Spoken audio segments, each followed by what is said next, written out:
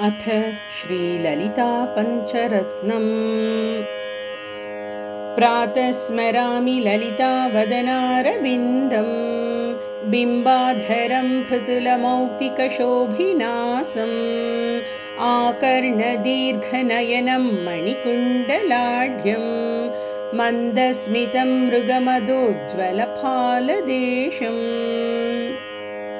प्रातर्भजामि ललिताभुजकल्पवल्लीं रक्ताङ्गुलीयलसदङ्गुलिपल्लवाढ्यां माणिक्यहेमवलयाङ्गदशोभमानां पुण्ड्रेक्षुचापकुसुमेषु सृणीर्दधानाम्। प्रातर्नमामि ललिताचरणारविन्दं भक्तेष्टदाननिरतं भवसिन्धुपोतं पद्मासनादिसुरनायकपूजनीयं पद्माङ्कुशध्वजः सुदर्शनलाञ्छनाढ्यम्।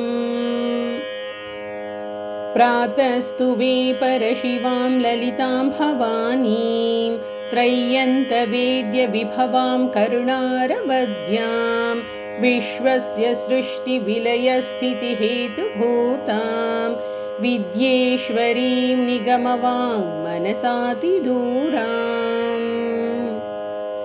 प्रातर्वदामि ललिते तव पुण्यनाम कामेश्वरीति कमलेति महेश्वरीति श्रीशाम्भवीति जगतां जननी परेति वाग्देवतेति वचसा त्रिपुरेश्वरीति यश्लोकपञ्चकमिदं ललिताम्बिकायाः सौभाग्यदं सुललितं पठति प्रभाते तस्मै ददाति ललिता झटिति प्रसन्ना विद्यां श्रियं विमलसौख्यमनन्तकीर्तिम्।